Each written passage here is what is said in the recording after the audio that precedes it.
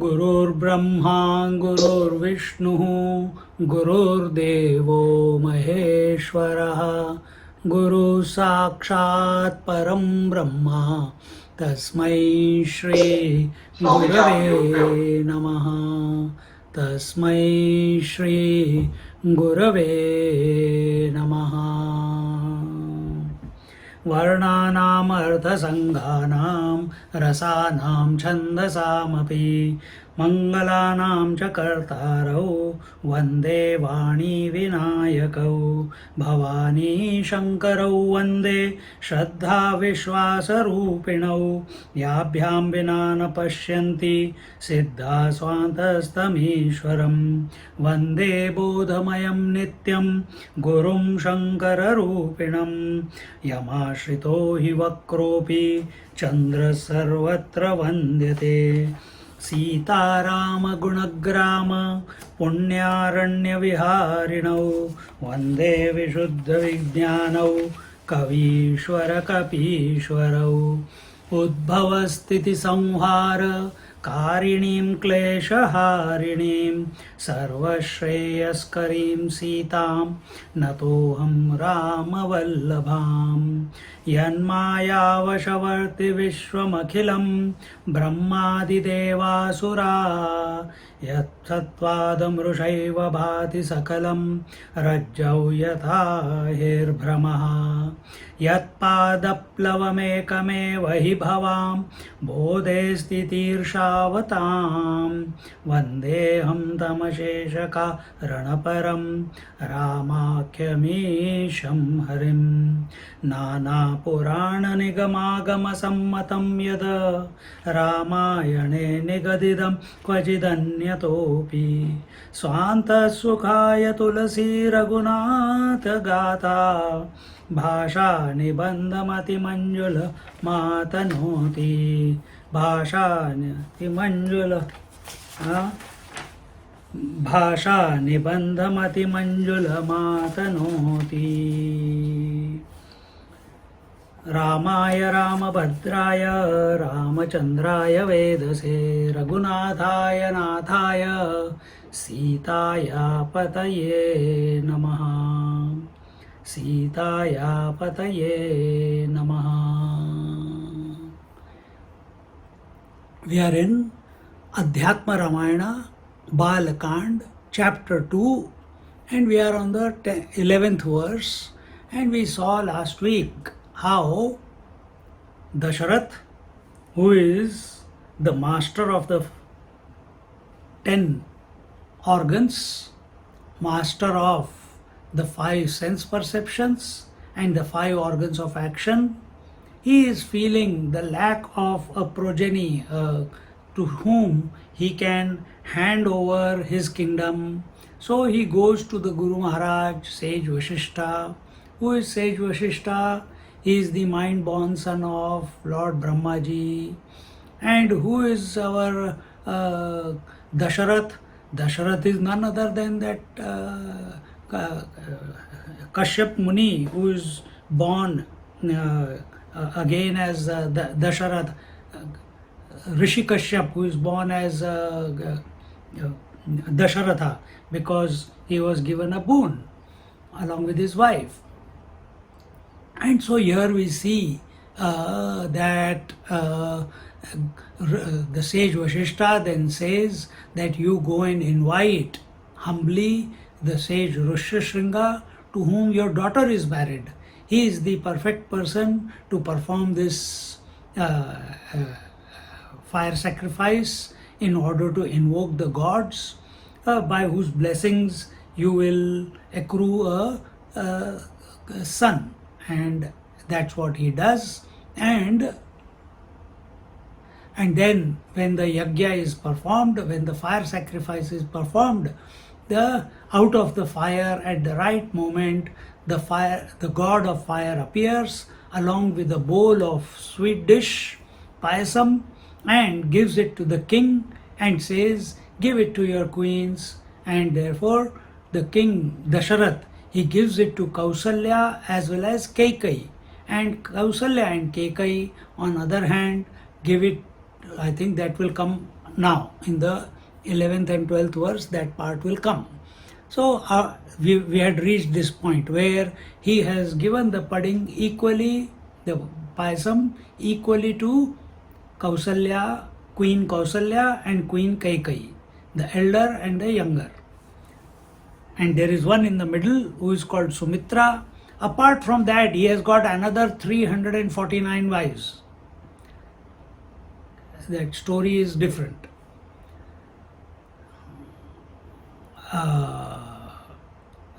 And if you, I don't know if you remember how he ended up having 349 wives.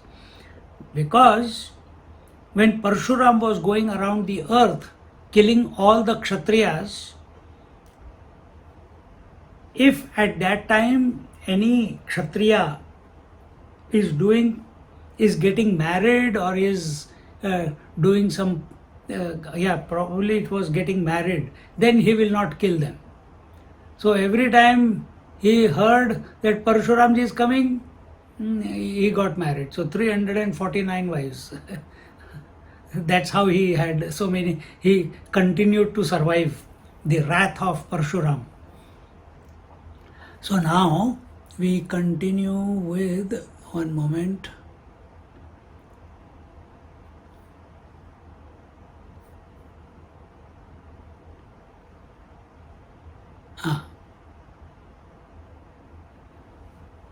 So we are on the 11th,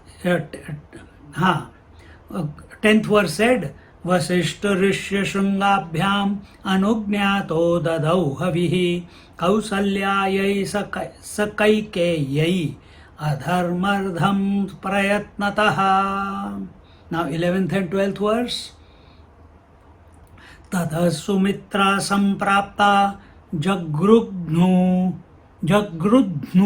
Pautrikam Charum Kausalya tu Sobhagardham Dadau Tasyai Mudanvita Kaikeyi cha Swabhagardham Dadau Priti Samanvita Upabhujya Charum Sarvaha Striyo Garbha Samanvitaha. He says, then Queen Sumitra also reached there, desiring to have a share of share of the pudding. These were the three main queens, and when Sumitra arrived there, then Kaushalya by herself, Tata Sumitra Samprapta Kausalya tu Swabhagardham Dadau. Dadau means to give, and Mudanvita, happily, joyously, gladly, she gave half of her share to Sumitra, the middle wife, the third one. And Kaikai also did the same thing. Kaikai cha Swabhagardham Dadau Priti Samanvita. And she also did the same with her share, and joyfully, without any jealousy or why should I give, no arguments. It was a loving family, and in this manner all the three queens conceived children, and it was already proclaimed that by the fire of God that you will get 4 sons, and who is going to have how many, that was not mentioned. And now and these things happen here. It is fire sacrifice, and out of the fire god is coming and giving the payasam. I have seen our Acharya ji, Swami Anuvananji, one couple in here in Melbourne only, they were not conceiving, and we had gone for lectures in the northern suburbs, and when we had gone there, we stopped at their house for tea and pakoras, and they must have mentioned their problem, and Swamiji gave them an apple, so not apple, a mango, and he says, next year I want a baby, and lo behold, the baby was there. So sometimes, because this is the Treta Yug, in Treta Yug, fire was the main medium of invocation. Today, what is the main medium of invocation? The word. In Kali Yuga, the word. And here, Mahatmas, so we are asked to do japa. Japa is the word. And those Mahatmas who have attained such, they don't show off, but some of them only when out of deep compassion, deep kindness, karuna, when someone comes with that type of, with that disposition of surrender, of faith, then automatically this karuna, compassion, it gets invoked out of them, and they bless. So this is seen. Sometimes the same Mahatma might do something else. And I remember once, there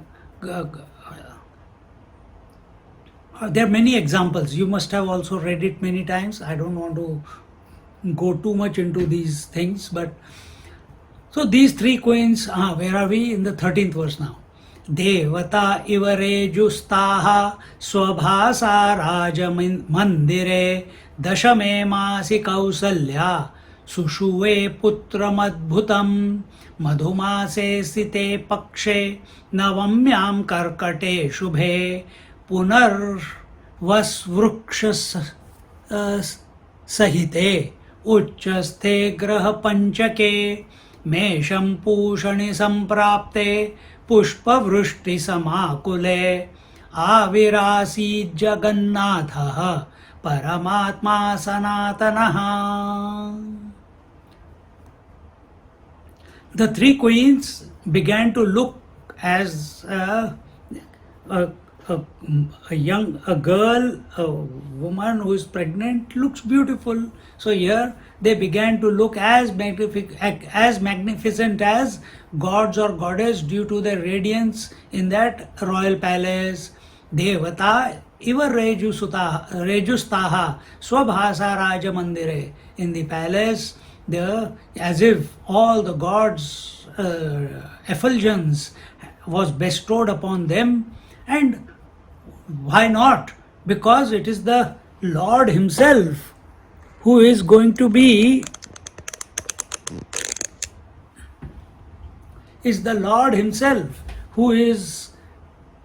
going to manifest out of these three. So Lord is the most effulgent one, and naturally, even if we go on a fast and we practice brahmacharya and we eat sattvic food, and when we are happy, all the radiance is there on our face. But here, and that is without anything. But here, when the child that is conceived is himself the divine Lord, what to talk about it? Then in the 10th month, Kausalya, okay, here it says the 10th month, not the 9th month, overcooked. Then in the 10th month, Kausalya, that's why Ramchandraji is blue, but blue is premature, not. So in the 10th month, Kausalya gave birth to a most spectacular, majestic and mysterious son. Madhumase Dashame Masi Kausalya Sushuve Putram Adbhutam. Adbhutam is wonderful, inexplicable, mysterious. And then in the 14th verse, Madhumase site pakshe navamyam karkate shubhe punarvasvruksha sahite uchchaste graha panchake. In the month of Chaitra, roughly March, April, during the 9th day of the waxing phase of the moon, in the zodiac sign of Cancer and in the constellation of stars called Punarvasu, when the 5 planets were ascendant and the sun was in the zodiac sign of Aries, then during the noon of that particular day, the eternal, absolute, formless and attributeless Supreme Lord, that infinite, formless, attributeless Lord took the form and made his appearance. At that time, the sky was overcast by a hail of resplendent and vibrant, blooming and fragrant flowers. See, and today the technology is available where the scientists have put in all these data into the computer, and they have got the date of the birth of Sri Ramchandra ji, and that was almost about 22,000 years ago from today. So it is not an imagination of some person who wrote Ramayana like Valmiki or Tulsidas. No, this is a fact. It's a fact.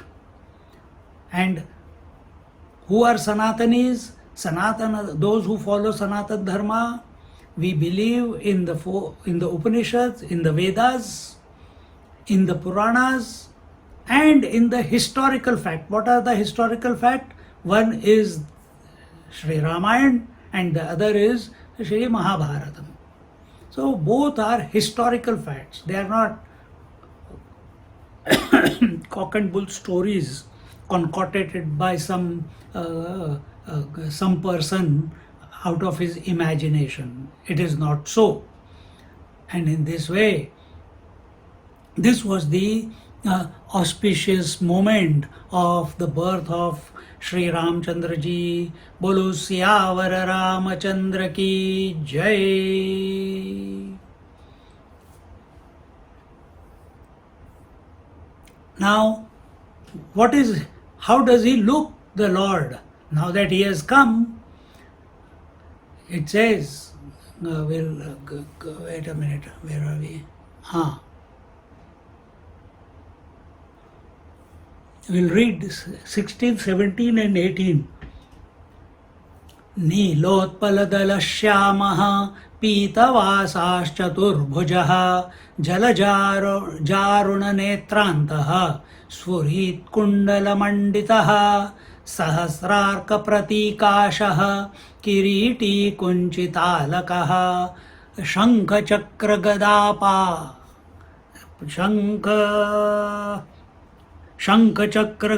Padma Vanmala विराजितः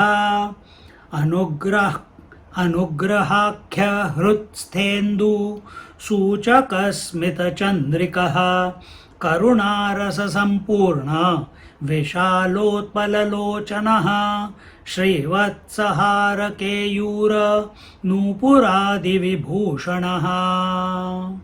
He says he was dark complexioned, Nilotpala. He was of the sky color, the blue sky color.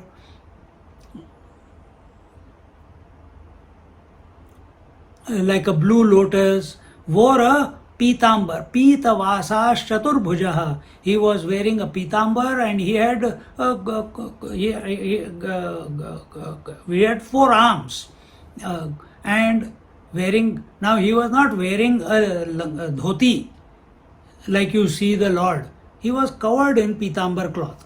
And then sahasrarka pratikashah kiriti kunchiltalakaha. Oh, sorry. Jalajaruna netrantaha sfurit kundala manditaha. Jalajaruna netrantaha. His eyes looked, how they look like? They look like a red lotus, and adorable, and his ears kundala manditaha, and ears were adorned with radiant earrings. And we know, okay, here it is Ramchandra ji. I was thinking of Makar Kundal, but here he is wearing just earrings. And then Sahasrarka Pratikashaha, his face was shining like more than 1,000 lights, or 1,000 suns, more brighter than the 1,000 suns. Such was his countenance. And then he says, where are we? Kiriti kunchilta lakaha, and there was a diadem or a crown, and then where are we? And there was a curled lock of hairs on his head, and all of his hands, the four hands, what were they holding? Shankha, Chakra, Gada, Padma. Shankha is the top left hand was holding the Shankha, the conch. The right top hand was holding the Chakra, the Sudarshan Chakra. The right hand bottom was holding the Kaumudi Gada, and the left hand bottom was holding the Padma, the lotus. Vanamala virajitaha, and he was adorned with Vanamala. Vana means the forest, and mala is garland, forest flower garland.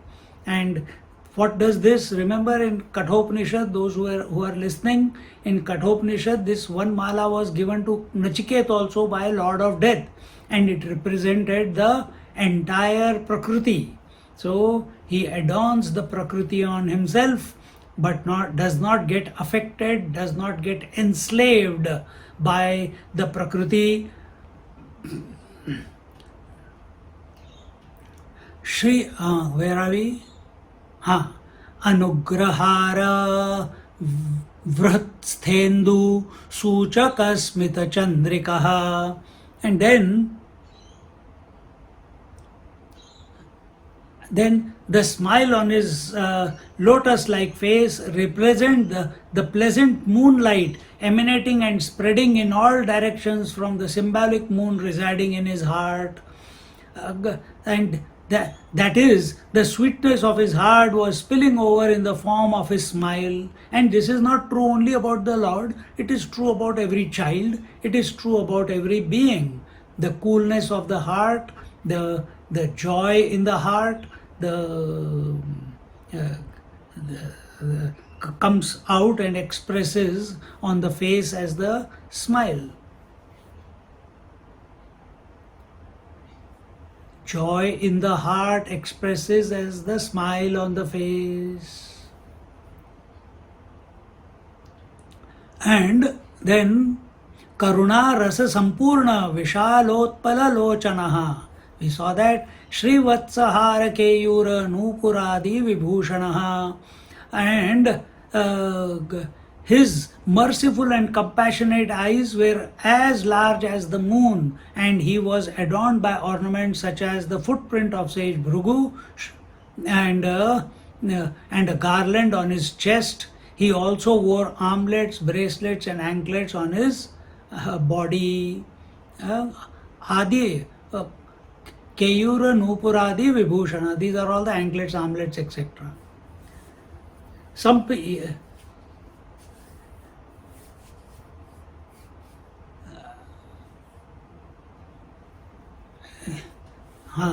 So in this manner, the countenance or the first look of the Lord is presented here for those who want to meditate on the Lord.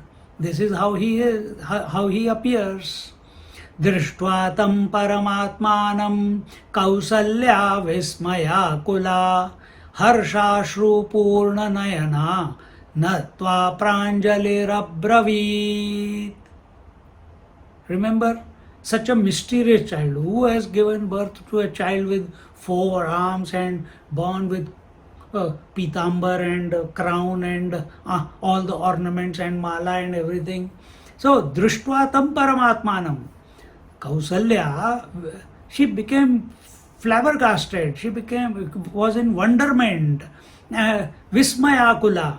Vismaya is speechless, totally dumbfounded. That is Vismaya.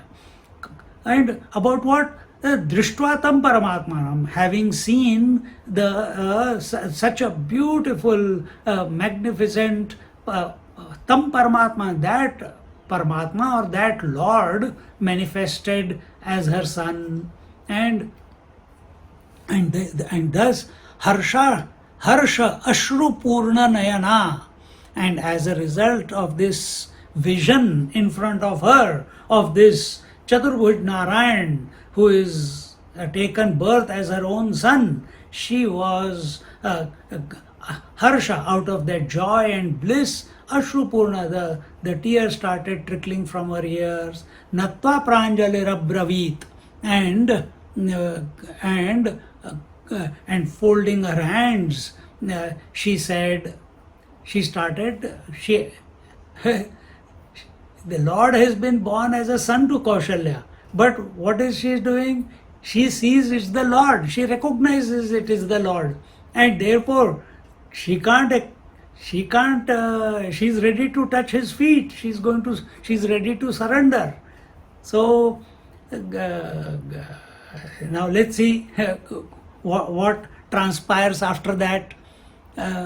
She says, Kausalyo vacha Deva Deva Namastestu Shankha Chakra Gadadhara Paramatma Achyutonantaha Purnastvam Purushottamaha Vadantya Gocharam Vacham Buddhya Dinamatindriyam Tvam Vedavadinas Satta Matram Jnanaika Vigraham. Kausalya said, O Lord, Deva Deva, O Lord of all the gods, you are the supreme Lord. Namaste astu. I pray my respect and reverence to you, my obeisance to you. And who are this you? Shankha Chakra Gadadhara, the one. You are the one who bears the conch, the Sudarshan Chakra, the Kaumudi Gada, and the lotus. And who are you? Paramatma Achyutaha Anantaha Purnaha Tvam Purushottamaha. This recognition intuitively is coming in the heart, and from the heart onto the lips of Kausalya Mata, and she says, Paramatma, you are O bearer of conch, discus, mace, and the lotus, you are eternal, O Lord. Paramatma, Param Atma, you are the eternal self, you are the eternal Brahman. Paramatma, Achyuto, the one, you are imperishable, Achyuta. Ananta, you are infinite, endless, meaning you are beginningless and endless. And Purnaha, that was Anantaha, Purnaha, you are complete. Purnamada, Purnamidam, Purnat, Purnamutachyate, Purnasya Purnamadaya, Purnameva Vashishyate. Purna means into that nothing can be added and nothing can be subtracted.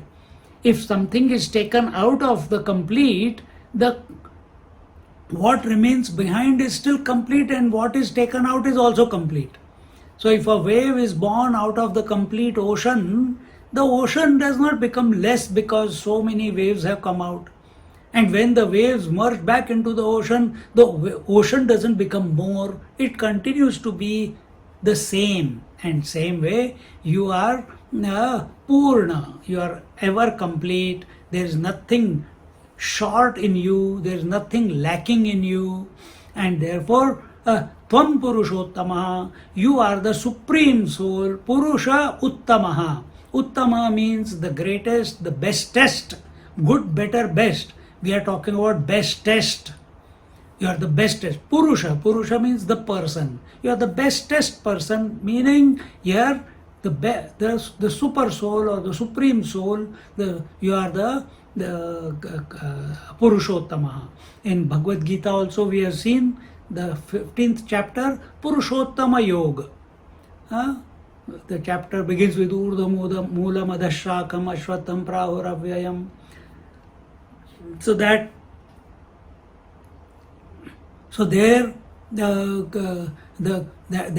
is the yoga of the supreme person. So here she recognizes him to be the supreme person, and the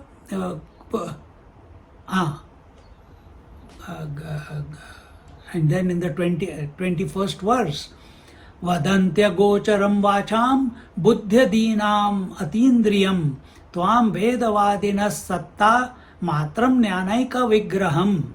So those who are experts and most proficient in the Vedas, vadanti iti Vadantya gocharam vacham. Those who know the Vedas, they and what are Vedas talking about? Vedas are talking about the supreme reality, the Paramatma, the Paramatma, the Achyuta, the Ananta, the Purna, the Purushottama. About him the Vedas are talking about. And those who know these Vedas, who are these? These are those rishis, those munis, those great masters who have realized him and who are proficient in the Vedas. Say that you are not the subject matter for comprehension. Vacha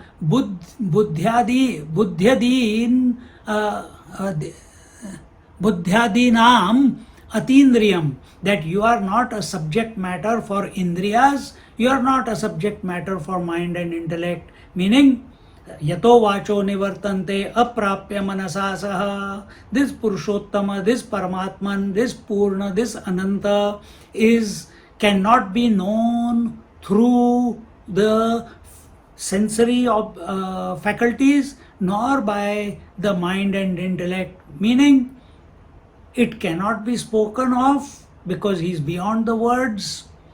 He cannot be become object to be of stimuli by the five senses, seeing, hearing, touching, feeling, tasting. He cannot be comprehended by the mind or buddhi, means he is not a concept. And with these words, because she has already said, you are infinite, you are the Paramatma, and yet you have taken this form. So those masters, those who are adept at the Vedas, they say that you are not the subject matter of the senses, you cannot be comprehended by the mind, you cannot be known through when we are talking about comprehension and mind, that through arguments, through questions, through discussions, you cannot be known. You have to know him directly, and that direct realization of the divine happens by his grace, who is within you as you. And then he says that you are beyond the buddhyadinam atindriyam tvam vedavadina satta matram jnanaika vigraham. And you are beyond the grasp of I already told you, you are beyond the grasp of the sense organs, and are the only powerful authority and the only and complete embodiment of Gyan. What is that? Satta matram jnana eka vigraham. So you are the embodiment of what? Satchidanand Swarup. You are embodiment of, you are the eternal existence, you are the eternal knowledge, and you are the eternal bliss. In other words, here the word used is vigraham, that formless, nameless, attributeless reality that Paramatma has taken a vigraha, has by his own choice has taken the limitation of the conditionings. What are the conditioning? Space, air, fire, water, earth. Time, space and objectivity. Out of these time, space and objectivity alone, a moment of birth is determined. Space, this body is occupying the space. Object, space, the air, fire, water, earth, all these four elements plus the space have gone together to form this equipment. The soul within, the consciousness within, you, me, everyone is of the nature of Paramatma.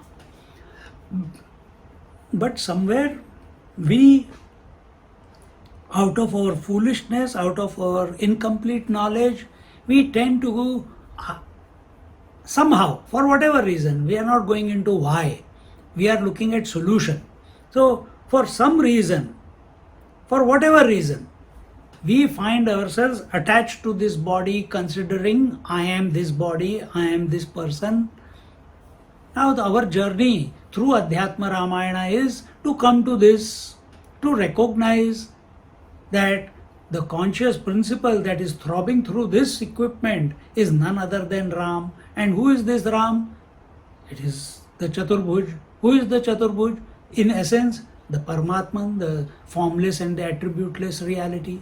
And this way, here he says, Tvam Vedavadina Satta Matram Jnanaika Vigraham. So he says that you are the only complete embodiment of knowledge and the truth and awareness and whatever is there in this creation, whatever is real.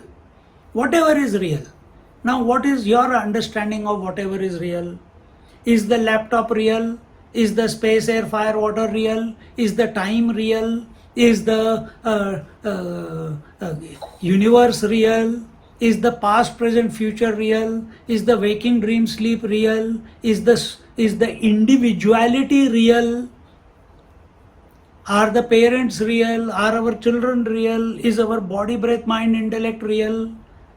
No, they are all, this whole list which I have told you just now, it is not real. Why? Because they are all changing. Real is that which remains the same remains the same ever and ever and ever. So when we in Vivek Chudamani, what are the qualifications of a seeker? Vivek, Vairagya, Shatka Sampatti and Mumukshutvam. Vivek means discrimination between the real and the unreal, changeless and the changing, permanent and the impermanent, infinite and the finite.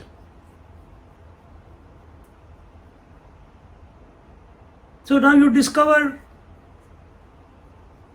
So when here he says that you are complete embodiment of knowledge, truth, awareness, and whatever is there to be known. What is there to be known? Anything you know in this universe, after some time it will change. You thought you knew your child, now is suddenly 10, 12, 15, 100, sorry, not 100, nobody has a child 100-year-old, but 50, 60, 70-year-old. They are growing so fast. Every day it is a discovery. Acha, it changed again. I have to buy new pants, I have to buy new shorts, I have to buy new banians, I have to buy new shoes. Every 6 months, new shoes. It's changing. Our body is continuously changing, our thoughts are continuously changing, our breath is continuously changing, our concepts, ideas, notions are continuously changing.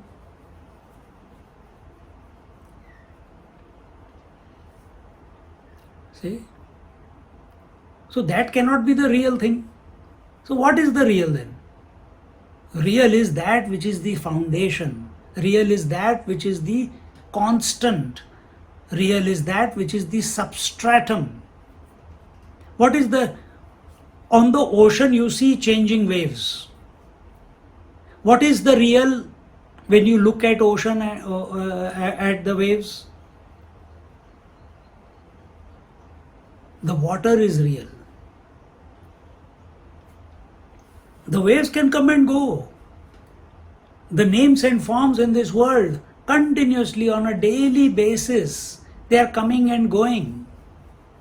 But is our attention on the constant principle, the unchanging principle? That unchanging principle, you will not find it on a YouTube. You will not find it in a serial. It is you in essence. It is your true nature.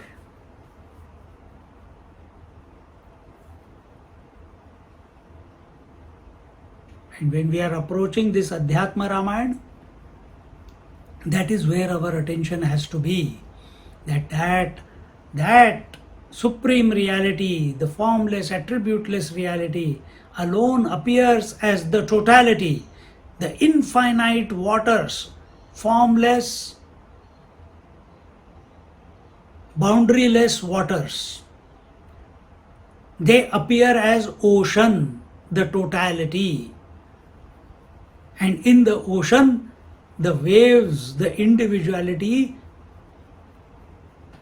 are. So what is the essence? Either you take it that the essence of the wave is the ocean. Ocean is in and through the wave. Ocean doesn't become more or less if a wave appears or disappears, merges back. But what is the essence of ocean and the wave? The totality and the individuality. The water. Similarly, what is the essence of the individual and the total, which is God? That is that truth. That is that substratum. That is that Paramatma. And he has appeared in front of Kausalya, the mother of Sri Ram, in the form of, who has appeared as the Chaturbhuj with 4 arms, and looking at him, she impromptu out of her mouth, at that very moment, out of this deep love, devotion, wonderment, these words are coming out of her, and she recognizes, because of her purity and because of her dedicated dispositions toward her husband. She was very pure lady, and therefore she is able to recognize the Lord. Otherwise, how will the Lord will take birth only through a Devki who is completely devoted to the higher, and Vasudev who was absolutely pure intellect. Similarly here, who is Dasharath? Dasharath is the one who is the master of the 10 organs, and Kausalya who is absolutely pure, and therefore she is able to recognize the reality that has taken the conditioning of this Vigraha. Vigraha is the form, that infinite reality which has taken the form of this child and presented, manifested in front of her.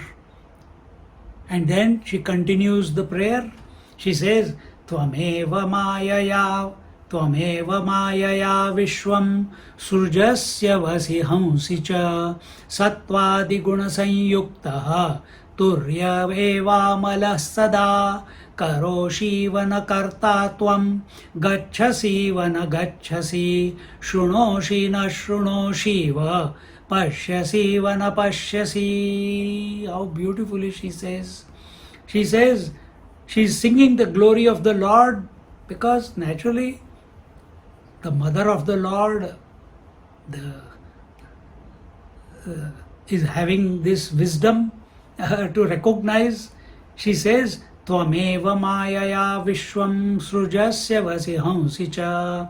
She says, you out of your own Maya create this whole universe of creation, maintenance and destruction.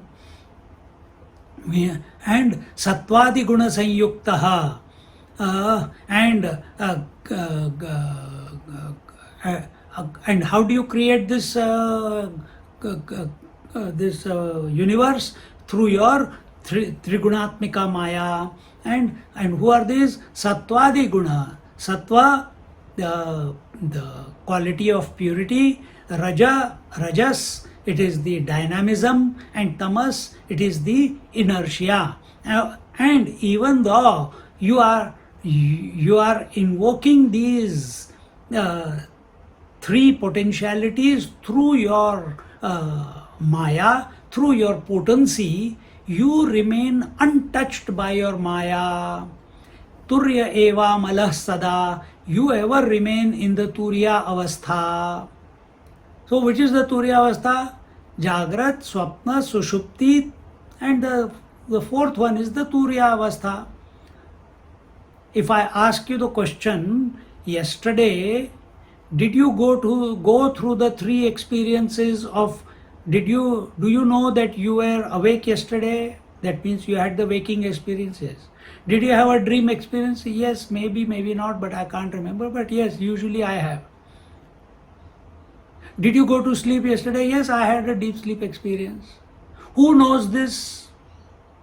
So when you nod your head, when asked this question, if you are nodding your head that yes, from so many years, every day, the waking experience, the dream experience, the sleep experience comes and goes, the one who is nodding and the one who is accepting is the Turiya.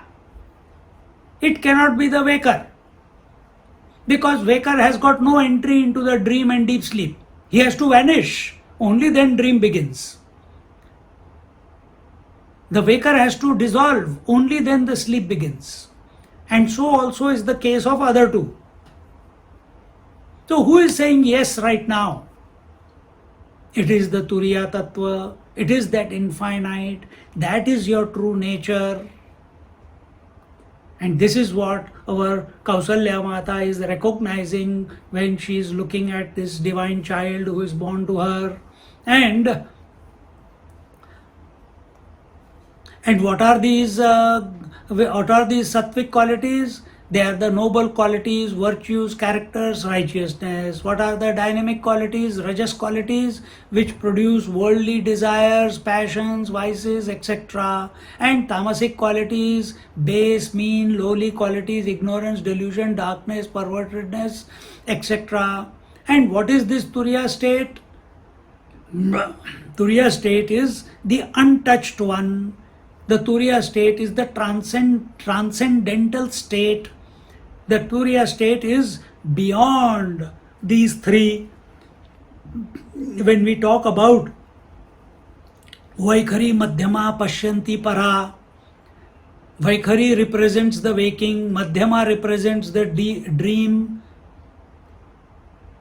the Pashyanti represents the deep sleep state, and Para is the Turiya state. Para is the transcendental state.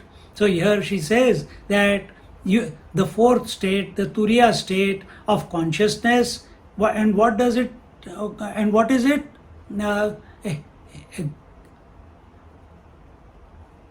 It is Turiya eva amalaha sada.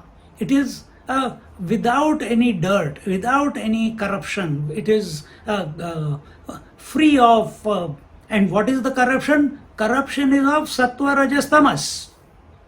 The corruption is of Maya. So, what is the difference between him and us? We are corrupted by the Maya and the three gunas, whereas the Lord, he is uncorrupted by his own potency. We are corrupted by our own mind because we think we are the mind. Lord is not corrupted by his potency because he allows his mind to do what is required to do because it's fully integrated, and that integration comes about in his potency, in his Shakti, in his potentiality, in his Maya. Where does that integrity come? It only comes because he is not identified with it. And when Maya is attentive towards the Lord, she becomes integrated. When she is attentive towards the world, she becomes disintegrated. And this is the phenomena which is going on. But the Lord is not affected by the phenomena. We are affected by the phenomena. We function only in the waking state. Dream and deep sleep, who cares, man? We have to be awake to all the three. Then that is self-realization, God realization. Remain awake. So, what is Turya? Turya eva amalaha sada. This fourth state of consciousness. And what is it? It is supreme bliss, peace, tranquility, etc. So, the Lord, even though He is involved in the, just like the Lord, the ocean is in and through all the waves, but independent of all the waves. He doesn't get affected by the waves. Similarly, your mind becomes or projects the entire dream world in the dream. So many people are born, so many people are dying, so many wars, and wonderful things happen in the dream, ridiculous things happen in the dream. But your mind is not affected by the dream. When you wake up, zero value to the dream. Some intelligent people are there who write books on their dreams. Leave them alone.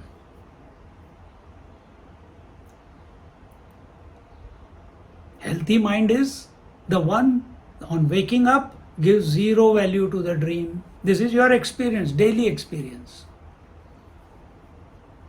So similarly, the Lord, He supports the entire universe. The Sattva, Rajas, Tamas. The Brahma, Vishnu, Mahesh, the creator, maintainer, destroyer. They are Rajas, Sattva and Tamas. All the demigods, the sun, moon, Ashwini Kumar, etc. All the 14 bhuvanas, 14 planes of existences. Everything, time. But he is not affected by any aspect of his potentiality. And thus,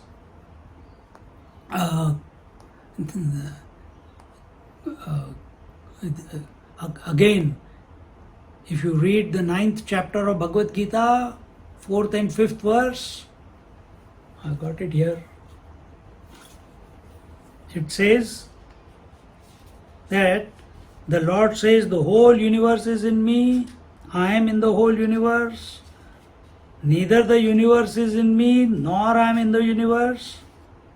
Yet, I support the whole universe and I am transcendental to everything that is being supported. Maya tatamidam sarvam jagadavyakta murtina matstani sarva bhutani nachaham teshu avastitaha nacha matstani bhutani pashyame yogamaishwaram bhuta brunna cha bhutastho mamatma bhuta bhavanaha. So this way the Lord, He is the untouched principle.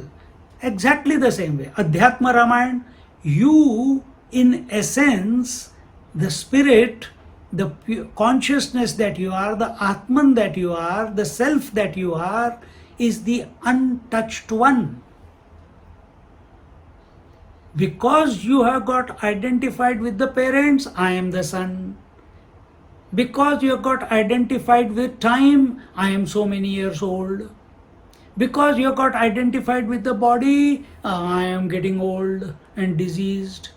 Because this self gets identified with the breath, I am hungry or thirsty.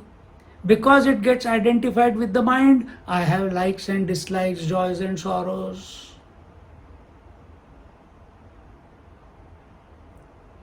But who are you actually? Each one of us. There is not many of us. There is not each one, there is only one. But who are we essentially? We are the untouched one, we are the transcendental one in essence. And what is this mind where all the whole creation is bubbling up? Because without mind you don't know there is a universe. So just like in the dream the entire universe is in your mind, in the waking also this entire universe is nothing but projection of your mind. This Kausalya has recognized through her son, or by his grace, and therefore she's recognized this, and she says, you are not at all affected or concerned by your own potentiality, and therefore karoshi na karta tvam gacchasi na gacchasi karoshi iva na karta tvam. You are not the doer, though you appear to be doing everything. See, you are not the karta, and yet everything is being done by you. Gacchasi vana gacchasi. You don't seem to go, you are not going anywhere, but yet you seem to be going and doing different things. You seem to be having taken different incarnations. You seem to have taken this form where the forearms and the legs are moving and whatever. He's blinking, looking at his mom. Shrunoshi na shrunoshiva. So you do not listen but appear to be listening to everyone. And pashyasi vana pashyasi, and you do not see in spite of the illusion of doing so. See, so you are not the doer, you are not the you don't go about anywhere, you do not listen, and you do not see. Yet people see you as the doer, people see you moving around, people see you hearing, people see you seeing, meaning people see you like a normal person. People see you functioning through an equipment, through a body. But actually you are not doing anything. Exactly these two verses, the 4th and the 5th verse of 9th chapter of Bhagavad Gita. How wonderful. The baby has just been born, and this is the wisdom that the mom is getting.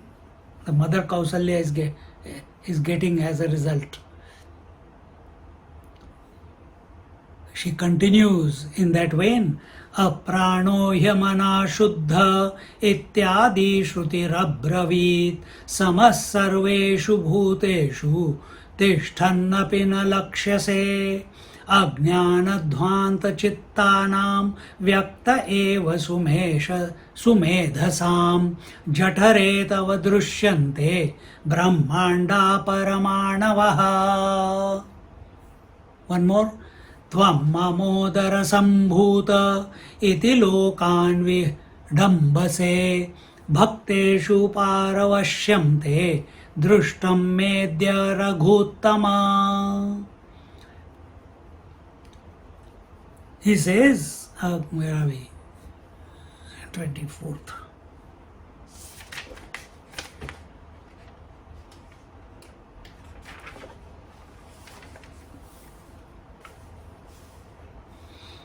He says, aprano yamana shuddha ityadi shrutirabravit.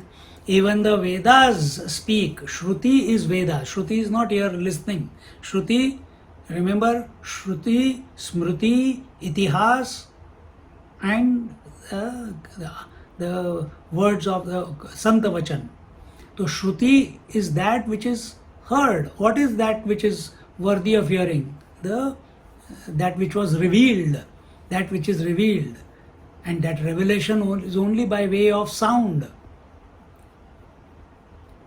by way of thoughts in the mind. And what is that? That is the Vedas. If some numbers come in your mind, is that Shruti? No. Those stats lotto numbers are not the Shruti.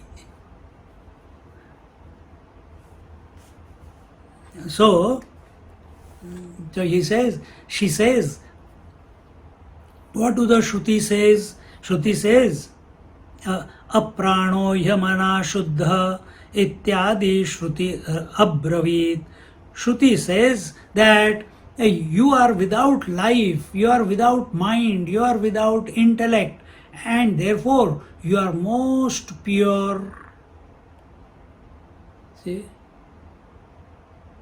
And therefore, samas sarveshu bhuteshu tishthannapi na lakshase. And therefore, you live with equanimity, you live uniformly, you live without any disturbance, without any corruption, without any manipulation.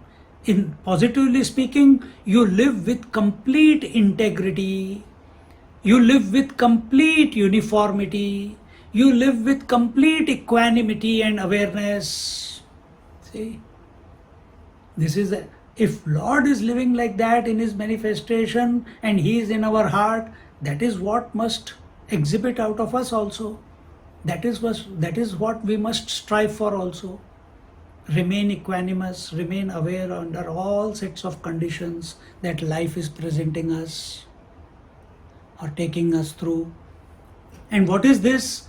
And how is it possible? This equanimity is not at the level of mind. It has to be beyond. Purushottama. So when we were talking just before in the previous two verses, that he is supporting everything but disentangled from everything, transcendental to everything, so are we also. But somewhere by mistake, we have somehow got into identification with our mind. This body, this universe, this waking, dream and deep sleep, this past, present, future, this body, breath, mind, intellect, this individuality and totality are all in the mind. They are expressions of the mind, they are projections of the mind. And with that we have got identified. And therefore we think we are an individual and we have to be a seeker and we have to realize, so yes, be a seeker. But what you should realize? Papoham papakarmaham. Continuously feel guilty. Continuously be a regret that we are a sinner. You can never be a sinner. The biggest sin that the individual has committed is to accept that he is an individual. That is the sin. And individuality means identification of the spirit, of the pure consciousness, of the Atman with the mind.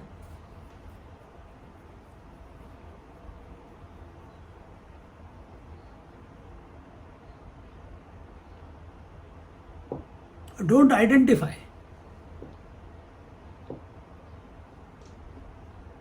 And if you don't know how to do it, and if you think you are the mind, then make the mind like Radha's mind. Let it be only single pointed towards the Lord. Then by its blessings, you will come to know who you are. Because she knows who Krishna is. It is the mind which comes and goes. It is the mind where all the thoughts come and go. Time comes and goes. Waking, dream and sleep come and go. Not you. You are the one who knows that the three came and went yesterday, day before yesterday, day to day before yesterday. Be that one.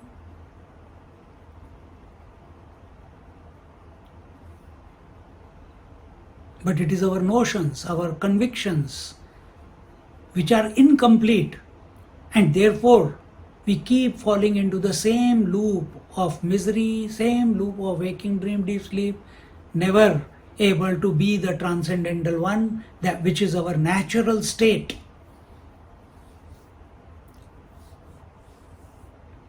So, here when he says, Samasarveshu bhuteshu tishthannapi na lakshase.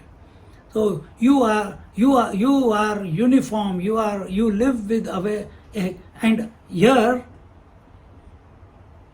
when he says, Samasarveshu bhuteshu, bhuteshu, bhut is the entire creation. Sarveshu, all, everything in this creation. Now creation is not only the waking creation. I have mentioned it few times already now. Waking, dream, deep sleep, past, present, future. From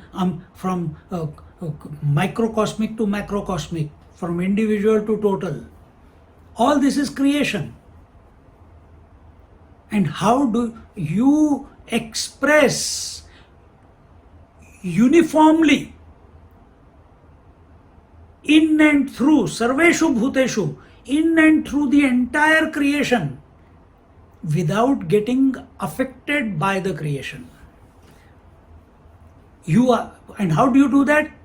How do you express in and through the creation as the soul or the Atma of everything and being in this creation? What do you mean by every being? We can understand. What about everything? Everything the Supreme Reality expresses as existence. In living beings, it expresses as existence and consciousness. And in human beings who are also existing and conscious, the choice is there to be blissful, to realize, which is not present in animal kingdom or plant kingdom. There may be exceptions.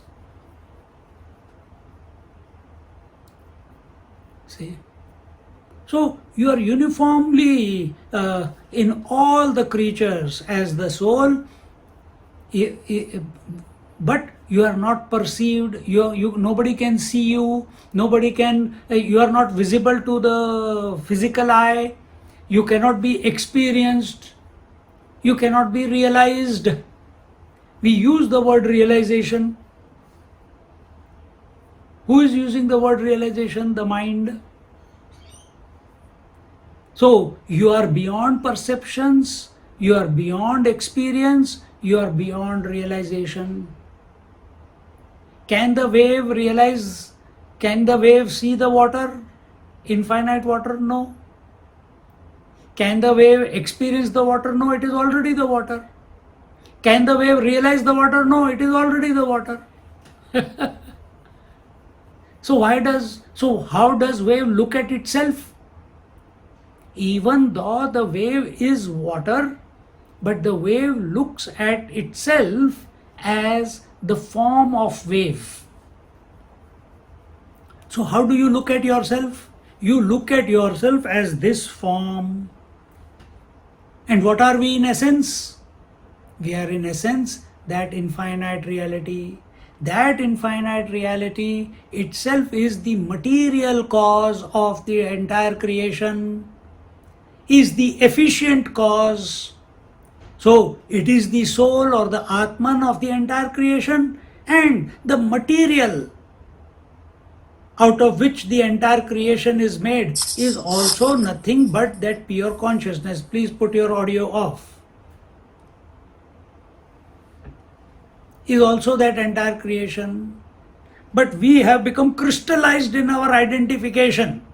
And that crystallization is creating all the mental problems and the physical problems. And yet, even after so many problems, we are not ready to accept ourselves that we are the pure consciousness. We do not want to spend the time contemplating on our real nature. We do not want to spend the time contemplating and surrendering and merging into the divine. We want to maintain the physicality. We want to maintain the emotional attachments. We want to maintain the convictions which we have cultivated over the years. We have to, spiritual seeking means we have to undo all this and recognize that we are the infinite, that, that is our true identity.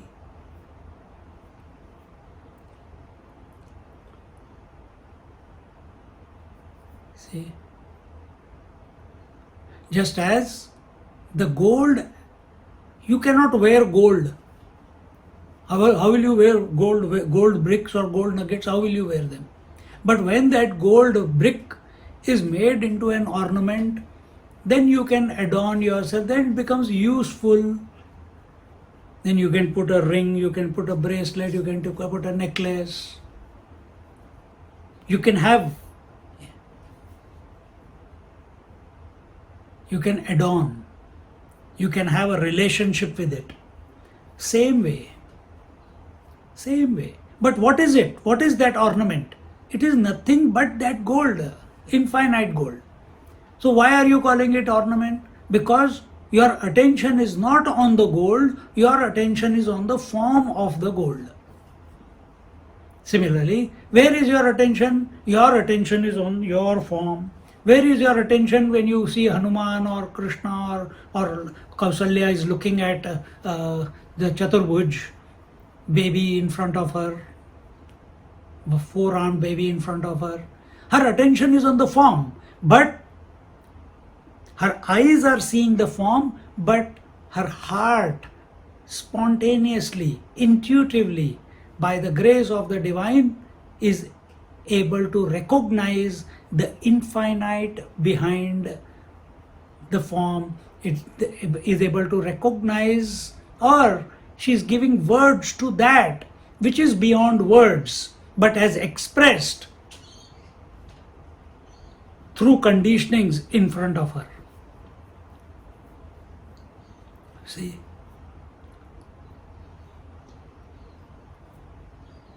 So you are not visible. Where are we?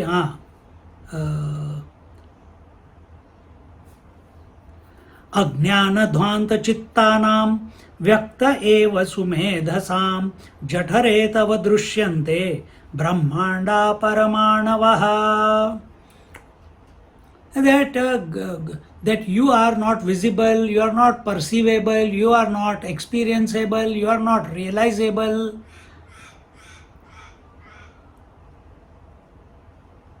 By whom? By those who have incomplete knowledge, by those whose mind and intellect are veiled by ignorance, veiled by desires, veiled by objectivity, veiled by conditionings. In other words, all these are expressions of ignorance alone. So then, by whom? Then he says,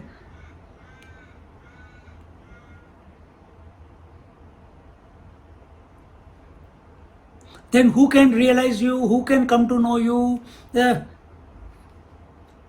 Only the wise, only the enlightened one, only the pure one, they can come to know you, not everyone. And therefore, Tvam amodara sambhuta iti lokan vidambase bhakteshu paravashyam te drushtam medya raghuttama. In the 26th verse, she says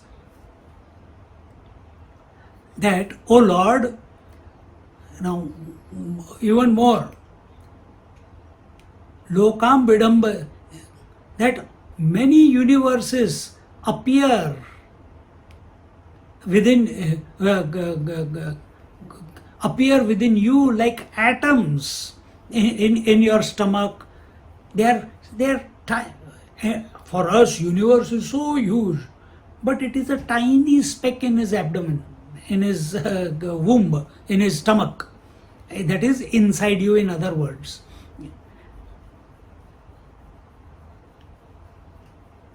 But, O Lord, Tvam mama udara sambhuta iti lokan vidambase bhakteshu paravashyam te drushtam me adya raghuttama.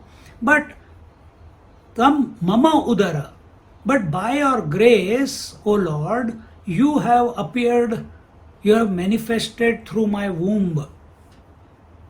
See her surrender. But by your grace, you grace towards whom? Towards your devotees. So she was a great devotee of the Lord. So she says, by your grace towards your devotees, that you have manifested, you have blessed me by taking birth through my womb. See, 27th, 28th, 29th. संसार सागरे मग्ना पतिपुत्र धनादिषु भ्रमामि मायया तेद्य पादमूलमुपागता देव तद्रूपमे तन्मे सदा तिष्ठतु मानसे आवृणोतु न मां माया तव विश्वविमोहिनी उपसंहर विश्वात्मन् अदो न वित्मान्नदो रूपमल अधो रूपमलौकिकम् उपसंहर विश्वात्मन् नदो रूपमलौकिकम् दर्शयस्व महानन्द बालभावं सुकोमलं ललितालिङ्गनालम्पैः तरिष्याम्युत्कटं तमः. He says, संसार सागरे मग्नापति पुत्र धनादिषु.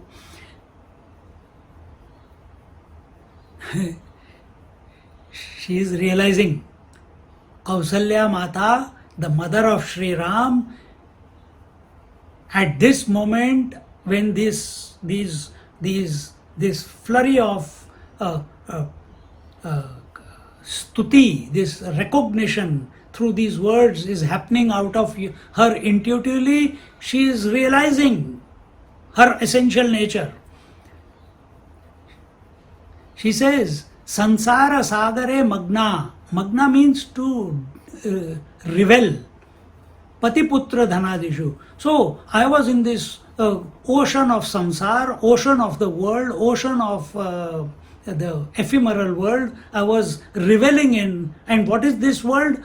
The world of husband, world of child, world of money, etc., etc. And I was reveling in that. Brahmami Maya Yatedya. And this was happening because of your Maya. Your Maya, your potentiality hypnotized me. Under the influence of ignorance, under the influence of your Maya, or in other Maya, another word for it is delusionary powers. Under your potency, that I was living in this ocean of samsara, attached to husband, children, wealth, etc. And padamulam upagataha, and thinking that this world is this world of delusion, this world of ignorance, that is husband, children, wealth, etc. This world is real, and but it is not so. But today, padamulam upagataha. But adya means today. Adya, today I have come to take shelter at your feet. Padamulam, I have come to take shelter at your feet. And this is padamulam upagataha. And this is by your grace alone that it has happened.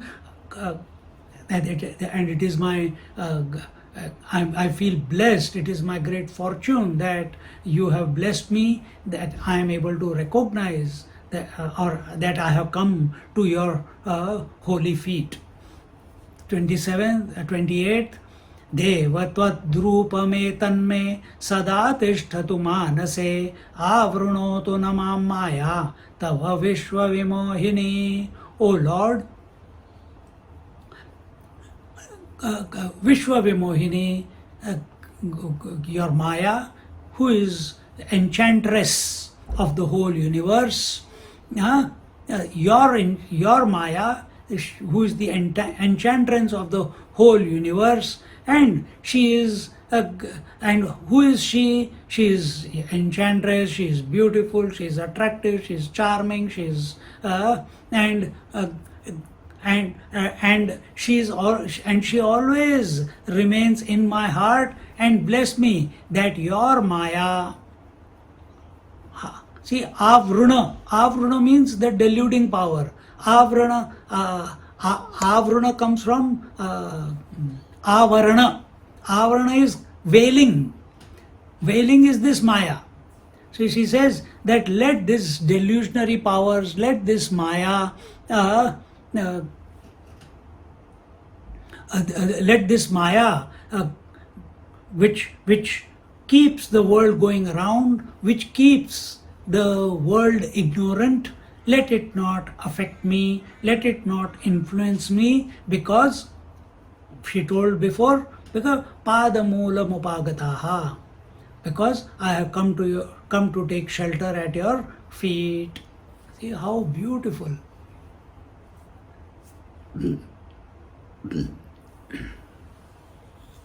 No arrogance that I am the mother of the God himself. Don't mess with me. Now I got freedom to do whatever I want to do. No. If we are a mother of a great soul, like Kausalya, like Devaki, then automatically the Godwardliness, inclination towards the divine automatically begins intuitively.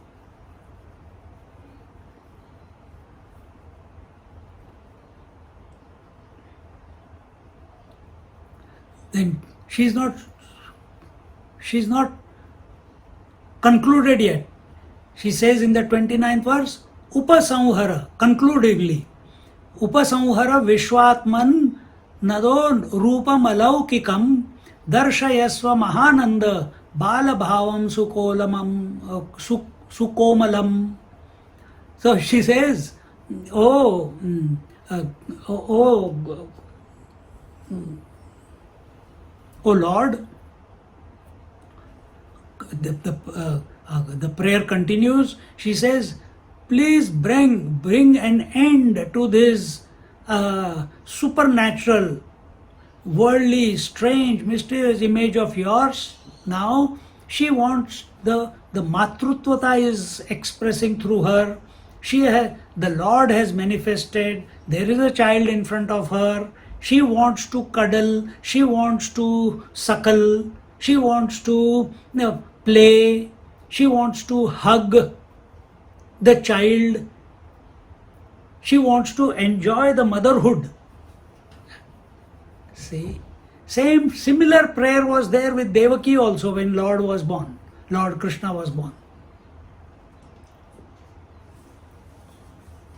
So she says that please bring end to this this strange and mysterious form of yours, and instead, what do? Upasamhara. Upasamhara is conclude this Vishwatman, this universal form. So conclude this universal form, and Rupam Alaukikam, which is Alaukik, which is out of this creation, which is beyond this creation. Instead, Darshayasva, please show Mahananda Bala Bhavam Sukomalam. See, please show yourself as Mahananda, most joyful, Bala Bhavam.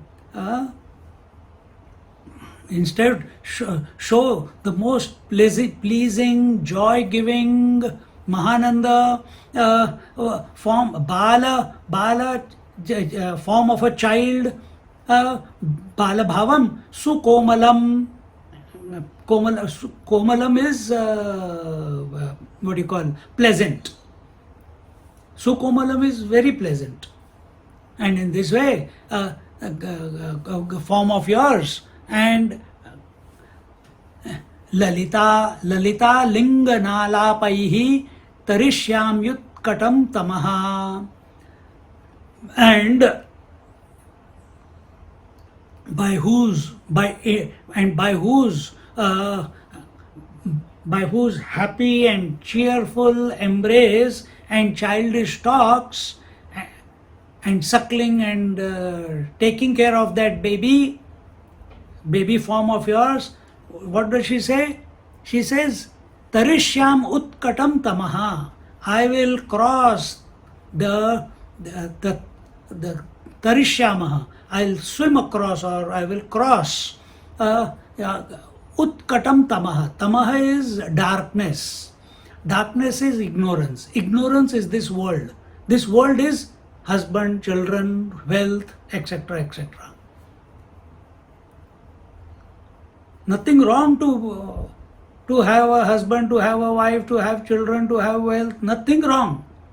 Don't remain attached. Where our whole life is only my chunnu, my pillu, my this, my that, and instead of the God's name, instead of remaining the equanimous attitude, instead of maintaining attention, instead of being in the natural state, delinked from everything, yet supporting everything, yet functioning in and through the world, but not being of the world. It's a knack. That knack is presented to us when we also have a disposition like Kausalya. And she says that I shall cross this dense, terrible, this terrible forest of darkness, tamaha, and which has been brought about by ignorance. So for so many years, she has been praying to Lord, but she was, I am the eldest, and now the feeling, I am pregnant, I am going to have a baby. But now what baby came? The Lord himself. Did she know that it was? Yes, she knew some divine child was going to be born, but did she know that it was going to be the infinite Lord himself? She didn't know that.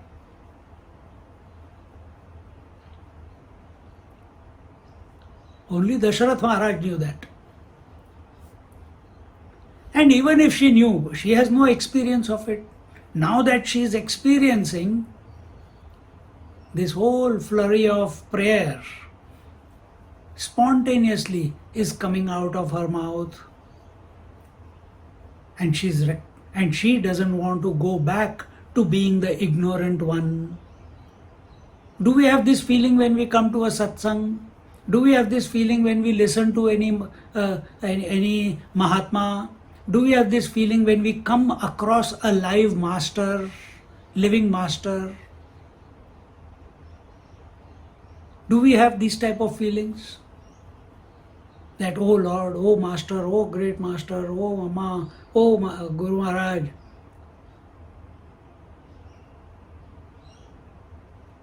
But what we do? We think that Master is also another human being, because your eyes are only seeing the form. Your attention is not on the divine. Your attention is not on that which is throb, which is the support, which is the substratum, which is the foundation of every form. Contemplate on these few verses again and again and again and again, or listen to what I have said as an explanation. It might help, and the orientation of our mind changes. Nobody is saying to leave the world and go and live in a forest or in Himalayas. You require, we don't need to do that. You live here, take the name.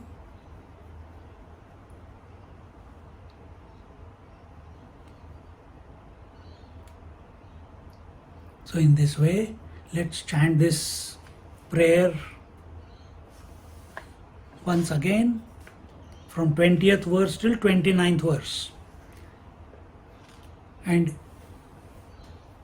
with this faith, with this reverence, with this surrender that the Lord manifests in our heart,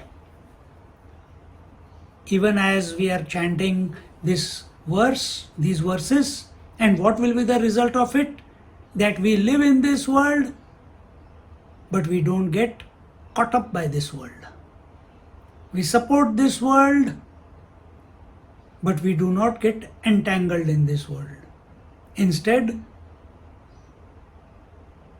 our mind is ever oriented towards the divine, who is the constant of everything, who is the support of everything.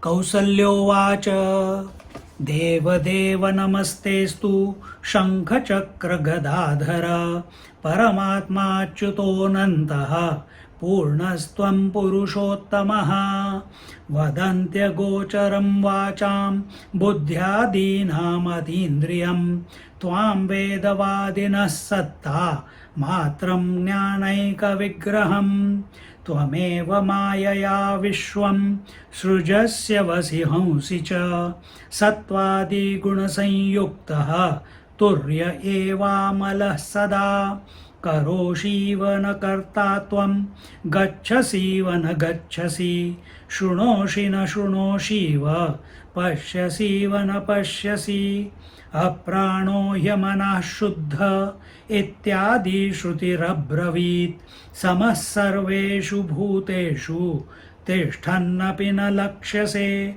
Ajnanadvanta chittanam Vyakta eva sumedhasam Jathare tava drushyante Brahmanda paramanavaha Tvam mamodara sambhuta Iti lokan vidambase Bhakteshu paravashyamte Drushtam medya raghuttama Sansara sagare magna Patiputra dhanadishu Brahmami mayaya tedya Padamoolamupagata Devatvad rupame tanme Sada tishtatu manase Avrunotu namam maya Tava vishwa vimohini Upasamhara vishwatman Nado rupamalaukikam Darshayaswa mahananda Balabhavam sukomalam Lalita linganalapaihi Tarishyam yutkatam tamaha.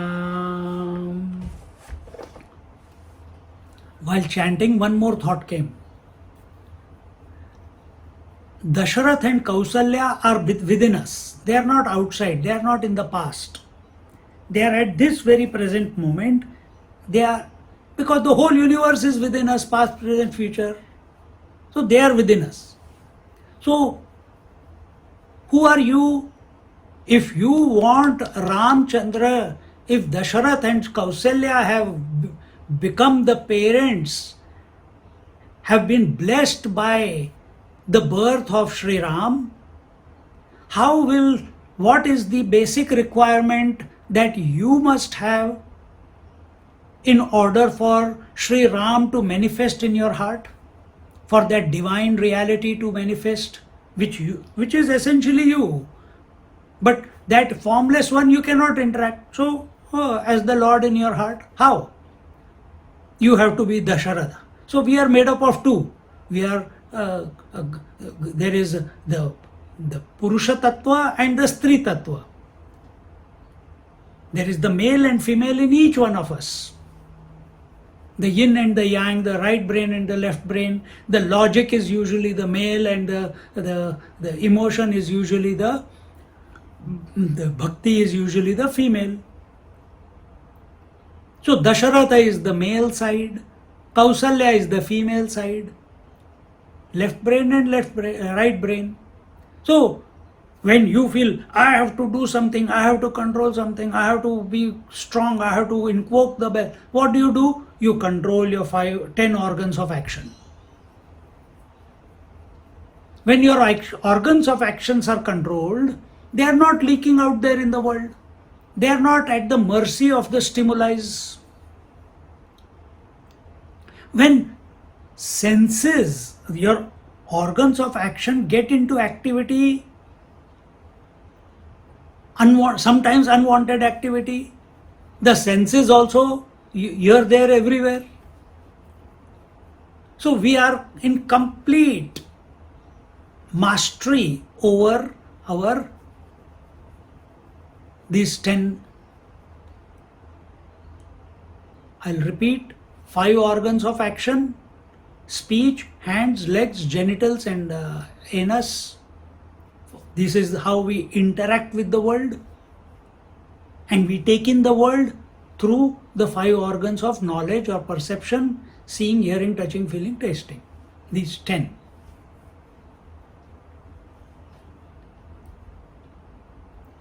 And naturally, when these 10 you have become master, then the stimuli, unwanted stimuli, data that is going into the mind is not there. Mind is Kausalya. The mind is Kausalya. That Kausalya, she is having utter devotion towards the Lord. So when that is your right brain.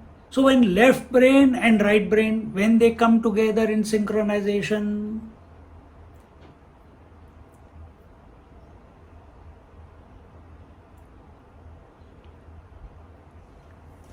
that's when integrity comes.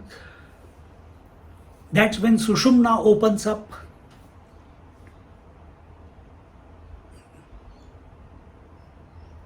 That's why it's called Ida Pingla. Do the Lom Anulam every day, 2-3 times a day, 10, 15 minutes. Alternate nostril breathing. You're balancing, you're integrating the two. When they become integrated, automatically the central channel, which is Sushumna, the channel of knowledge, that opens up. And what is the knowledge? This is the knowledge.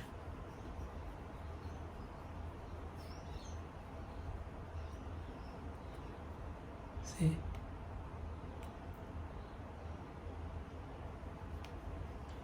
When integrity is not there, integration is not there between the two, there is friction. When integration is not there, then the senses are running out, the mind is wanting to run out of the senses into the world. I want that, I want this, I don't want that, I don't want this. But when the senses and organs of actions are in control, mind has got no other, then it becomes inward. The mind starts looking at its own source. It becomes available. The possibility is there. Give yourself a chance.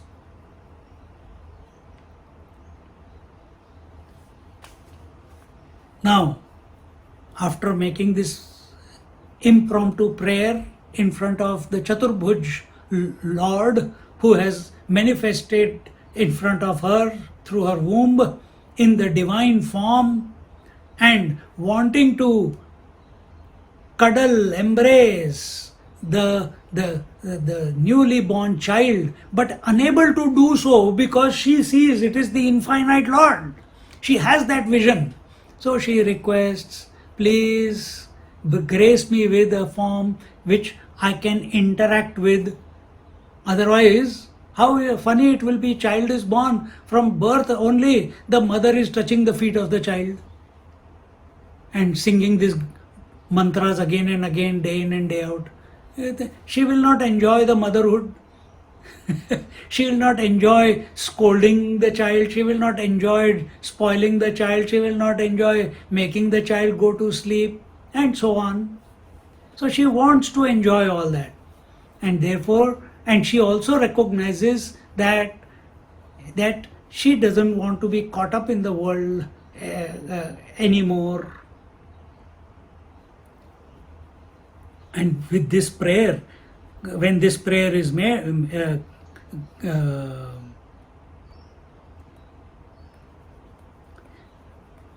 see, whenever we have a desire, when that desire is fulfilled, for that moment, the desire is not there.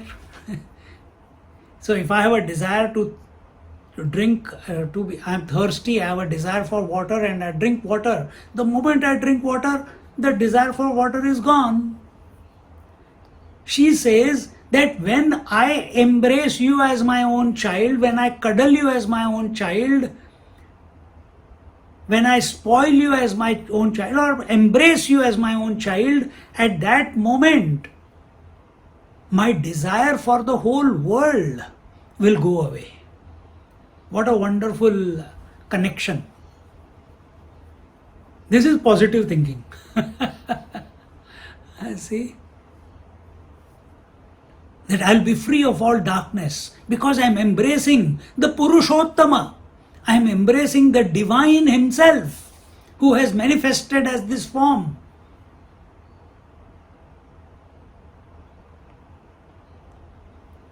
Yeah. That's a different matter, that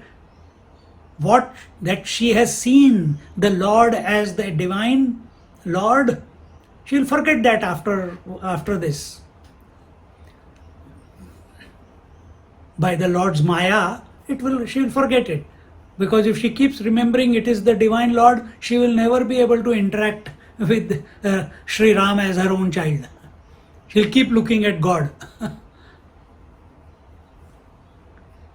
But very something that is standing out is that every embrace that I give you will dispel the ignorance of the world. Bless me with that, she says. Shri Bhagavan Uvacha. We'll read the two verses, 30 and 31, 30th, second line, and 31. Yadyadishtam tavastyamb tattad bhavatu nanyatha. Aham tu brahmana purvam bhumer bharapanuttaye prarthito ravanam handum manushyatvam upagataha. The Lord said, O mother, whatever you wish. Yadishtam tava astyamba tat bhavatu na anyatha. Whatever you have wished, that alone will happen. Na anyatha. Other than that will not happen. Whatever you have wished, that alone will happen. Tat bhavatu. Aham tu brahmana purvam. And so he blesses her because he is a Lord right now with the Chaturbhuj form. So he blesses her. He says tathastu, tat bhavatu na anyatha. So be it, so shall it be. And nothing will be against that, nothing will be other than it. And then aham tu brahmana purvam bhumer bharapanuttaye. Bhume bhara. Bhume hai bhar. Bhar means weight. Bhume hai of this earth. The weight on this earth, I have come to remove it. So what is that? He says, aham tu brahmana. Brahmaji prayed to me to remove the weight, the burden of this earth. Therefore, prarthito Ravanam Hantum, and he requested me to Ravanam Hantum Manushatvam Upagataha, and he requested me to take the human form. He requested me to kill Ravana and others, and therefore I have taken the human form, Manushatvam Upagataha. So I have come down. Remember this word Upagataha came before also. Pada Moolam Upagata. So I take Sharan of your feet. So here he says, I have taken the human form for killing this Ravan and the likes of him, as requested by Brahmaji himself.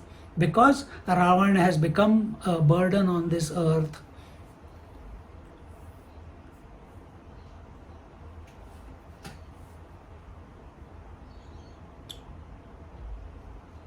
We don't have to worry. The earth keeps balancing herself. Yes, the cycle may be long, the period of time may be long, but nature comes into balance by itself. Then what should you be doing?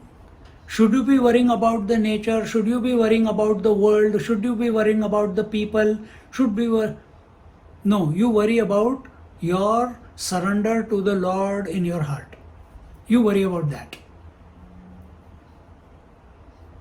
But instead, we worry about the people, thinking we are the lucky ones, we are the great ones, we are the accomplished ones, we are the sattvic ones, and oh, look at that poor fellow, I think we have to help him, we have to do something for him. You have already put him down in your eyes. So you feel that you are greater than that person whom you are helping. That is not the attitude.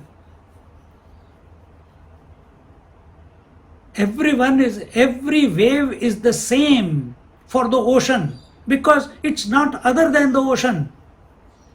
If the Lord is in our heart, every person in our life is, we must be equal to that person, same. There's no high and low. See? There's no high and low.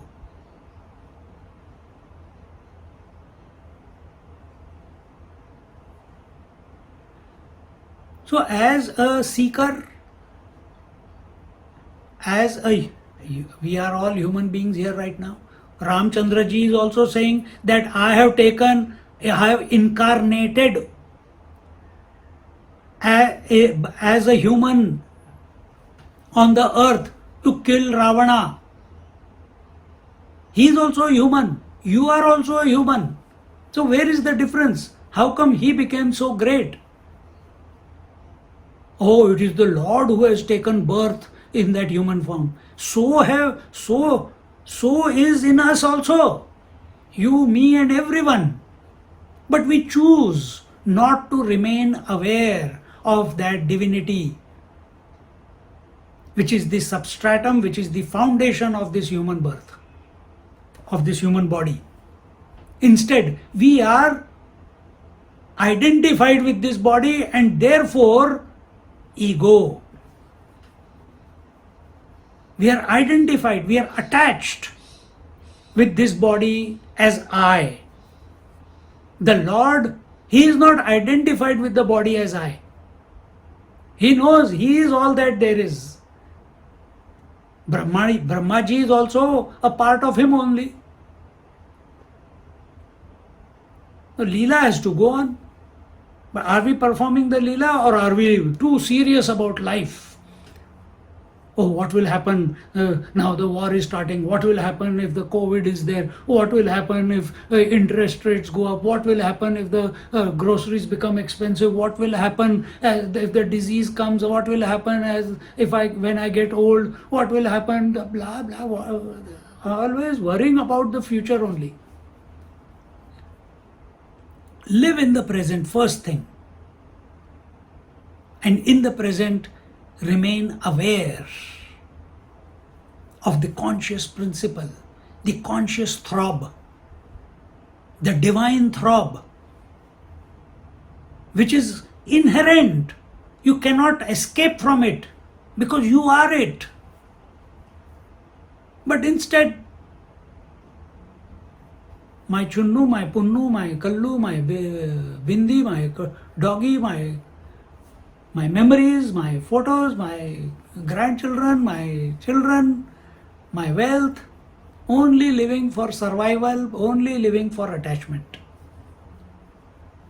All that will go on anyway because you already programmed the mind. Now let that be on the default setting. Now you withdraw some part of your mind put it on this.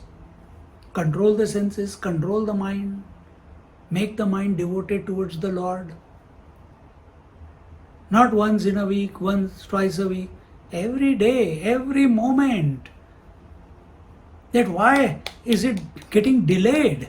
If I am already of the nature of that infinite reality, why is it not revealing itself to me? Why the delay?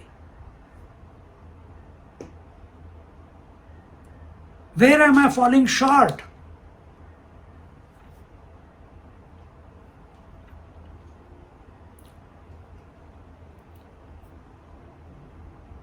Then when the question is, where am I falling short? The answer will also come from within. I think I'm too over invested in this area. I'm over engaged in that area. I think I'm too attached to this thing or that thing. And slowly, we are not saying that stop it. No, you just become aware. Okay. Interact but not over interact. Be emotional, express emotions but don't become emotional.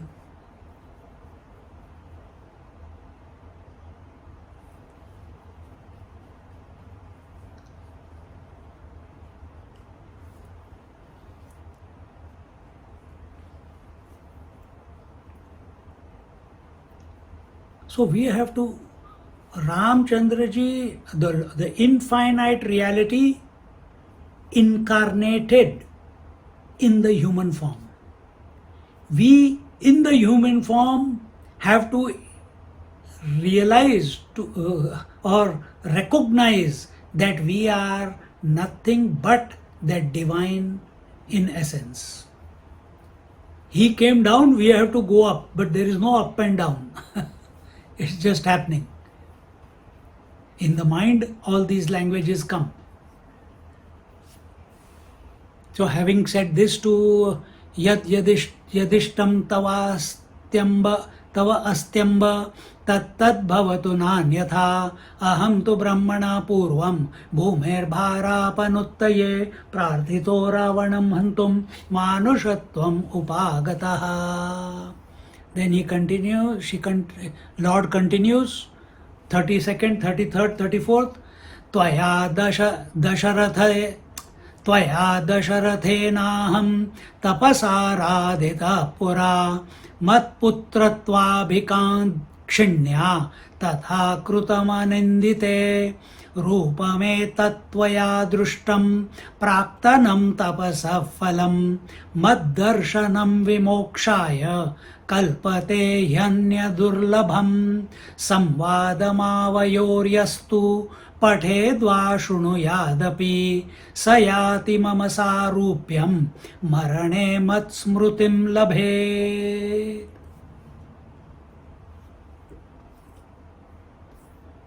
The Lord says,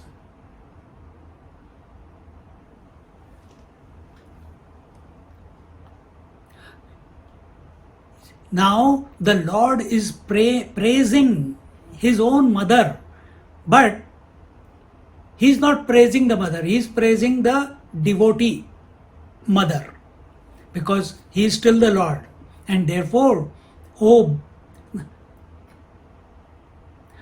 Tvaya dasharathe na aham tapasaradhita pura mat putratvaभिकाङ्क्षिण्या tatha krutamanindite. O blameless one, you had worshipped me and done severe penance and had observed austerities along with King Dasharatha, and you both together had a wish to have me as your son. And she doesn't know that, Dasharath doesn't know that. They both just wanted a son in order to continue the lineage.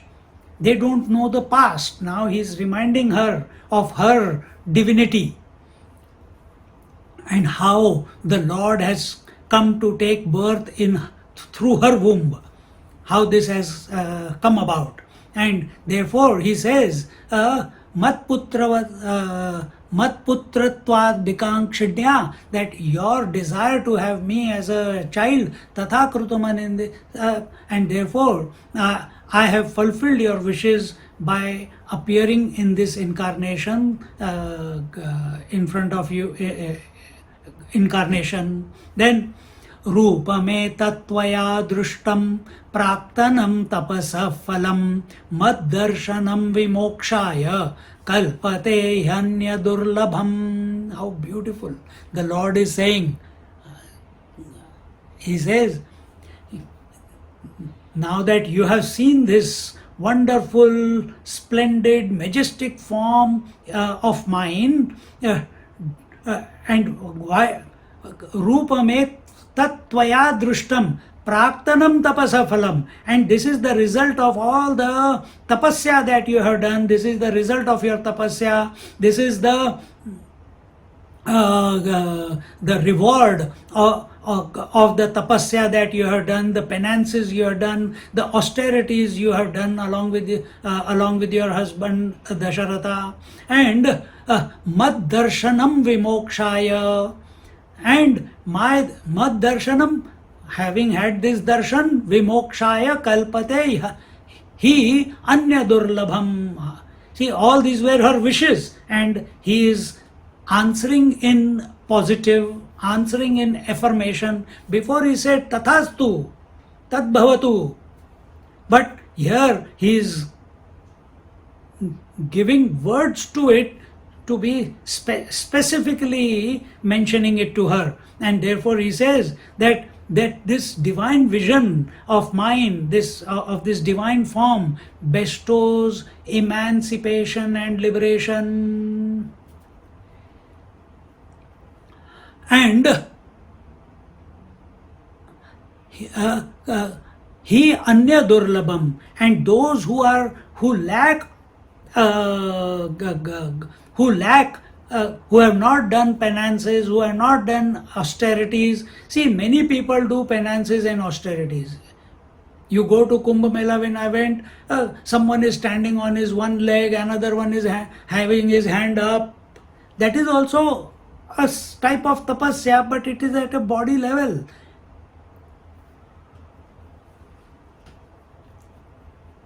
We are not here, we are talking about yes, our tapasya from the body level is that body is in tune, so that it is creating minimum disturbance for the mind. The senses are inwards, so that they are creating minimum disturbance to the mind. The mind is in tune with the divine theme. This is called atonement. But a person, and automatically out of such a person, you will see the blessedness, the auspiciousness. You come into the presence of such masters or such people, such devotees also, even if they have not realized yet. You are in their presence, you feel a sense of peace in your heart and mind. You feel accepted. You feel blessed. So those who lack, na anyatha, what was it? What did it say? Anya durlabham.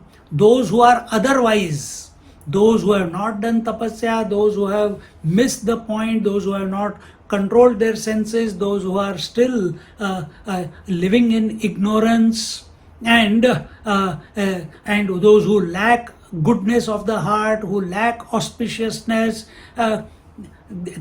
for them it is very difficult to have this divine darshan, to have this divine vision of this form, which is salvation bestowing, which is liberation delivering. See. So what do we learn from this? We learn that how Lord is available every moment. Right here He is.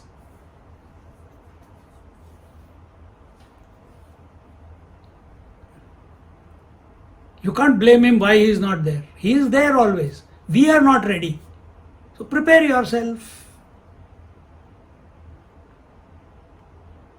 Prepare yourself. Day in, day out, 24/7. How is it? How is that feeling? It is like when Ramakrishna Paramahansa took the head of Vivekananda and put it under because he wanted to see. He said, "Have you seen God?" Yes. He says, "I also want to see God." He said, "We'll see when the time comes." And took him for a walk after a few days, and in the Gangaji he put his head down. Even though he was a big, strong fellow, Vivekananda, Ramakrishna Paramahansa's matchstick brand, still so much strength, he could not counter it. And then when he kept him under the water, and he is struggling to come out and breathe. And eventually he let go of his hand and he came out. Vivekananda ji was very angry. "Why did you do that to me? You want to kill me or what?" He says, "All that is okay. What was the thought that was going in your mind when you were underwater?" He said, "The only thought was, I want to breathe." Like that, when our mind is totally focused, the only thought is, I want to realize, I want to be one with the divine.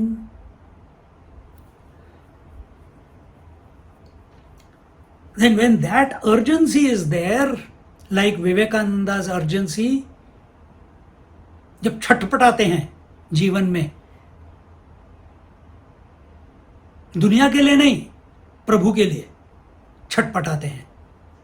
Every moment is you are disturbed because why another moment has passed by, why another hour has gone by, why another day has gone by without away from him. So you're totally in sync and you are without getting into depression. Without going to sleep. Such a person is not available to the world. वो अपनी मस्ती में है, अपनी दुनिया में है. Either he is taking the name of the Lord or he is doing his sadhana. Got nothing to do with the world. हाँ, किसी ने बुला लिया, चलो कर दिया काम. उसके बाद again back to your cave.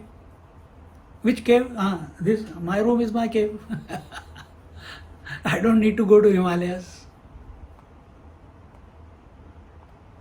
See.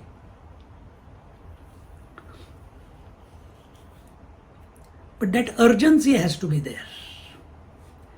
That urgency, as it increases, automatically the body will perform austerity. The body will, body, breath, mind, they will perform austerity. They will perform the actions that are conducive to bring you closer to the divine. When you think of sleep every night, how do you sleep? Think of sleep. Do you think of sleep? अच्छा, sleep के बारे में सोचते हैं? नहीं. You think of sleep, you want to surrender to sleep, you want to merge into sleep, you want to dissolve, you don't want to remain awake. And when you keep thinking of sleep,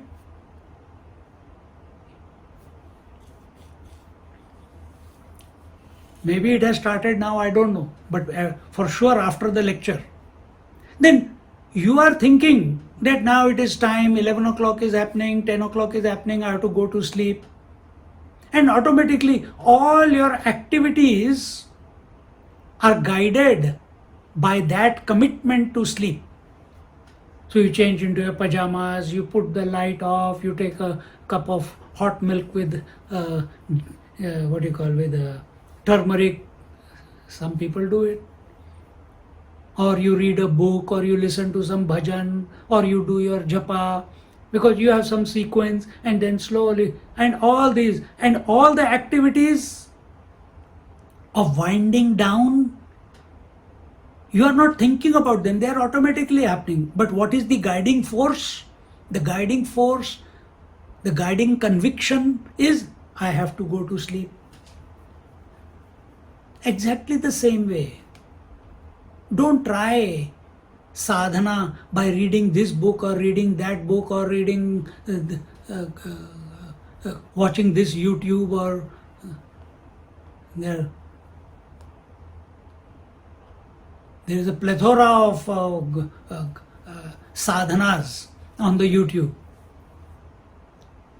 Instead, let the Lord in your heart guide you. You be committed to Him. You become convinced. You respect and revere. You feel the urgency, invoke the urgency in your heart for the Lord. Then automatically all your activities will be guided by that conviction that I want to be one with the Lord. Then while, just like we renounce the waking world, waking relationships, waking body, waking breath, waking convictions, and merge into sleep, you're a sannyasi there. You don't know it, but you're a sannyasi. When a devotee or a seeker, when he contemplates on the divine and all his activities are taking place prompted by that conviction, no doubt. And eventually what happens? All those activities come to a close, just like going to sleep. Everything stops in the end. Same way here also. Then you see, you sit and you are in meditation. Nothing to do. Nowhere to go, our Swamiji says. Because our daily activity is guided by our urgency to be one with the Lord.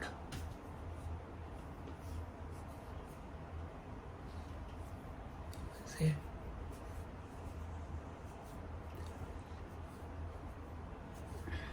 So here he says, those who do not have this urgency, automatically integrity will not be there, synchronization will not be there, austerity will not be there, penance will not happen. Their mind is multi-pointed, their mind is attached to the world. It's not seeking the Lord. Just by wishful thinking, Lord will not give His darshan in your heart. How do you know that every person who's coming into your life is not other than Shri Ram?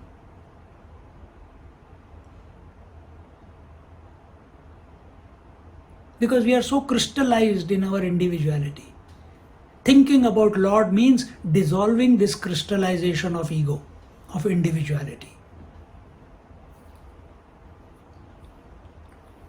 Nothing in this world. Yes, drugs can dissolve the ego. Death can dissolve the ego. Coma can dissolve the functional ego. Drinks can also do that. But is that how we want to go in our life? Those are artificial means. A devotee doesn't look for all these. Oh, but there are aghoris and tantrics. They are tamasic devotees. Are you tamasic? You want to go that way and experience unwanted experiences and then live in fear for the rest of your life? Take a healthy approach, take an integrated approach, take a wholesome approach, and the wholesome approach is let the Lord guide you to Himself.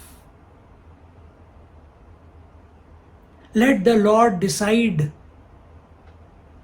the asanas, the pranayamas, the contemplations, the meditations, the interactions in the world. Let Him decide.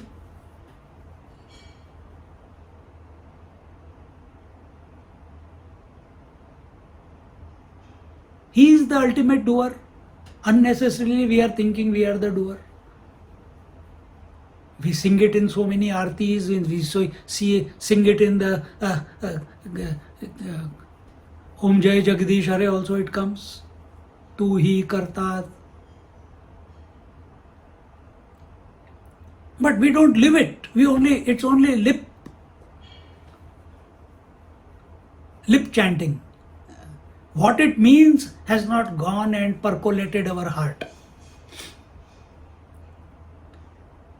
So Bhagwan is saying here that Amma, oh blessed one, oh great one, you have got this darshan because of as the result of the fruit of your austerities, penances, devotion, etc. A person who has not done those, who lives a life of multi-pointedness, world-orientedness, which the mother told, Kausalya said, for her sansar was pati, putra and dhana. So are we living at that level only? Or while living with these three, our attention is on the Lord in our heart. Like Janak Maharaj, he is living in the palace, he is the king, but he is realized, he is a Raja Rishi.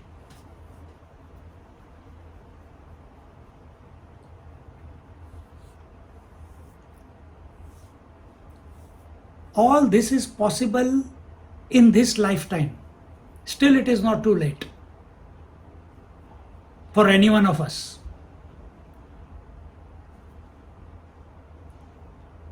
We have to make the decision and work towards it. Make a commitment.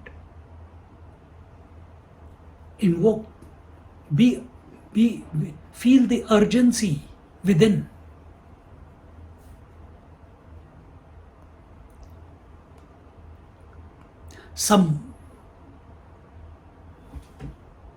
Arey baap re. I will stop here. Nobody told anything. It's 8:42. Om Purnamada Purnamidam Purnaat Purnamudachyate Purnasya Purnamadaya Purnamevavashishyate. Om Shanti Shanti Shantihi. Harihi Om Shri Gurubhyo Namaha. Harihi Om. सीधे आरती करते हैं, आज भजन वगैरह रहने दो.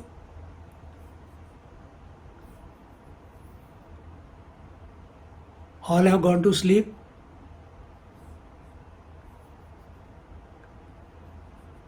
Hello.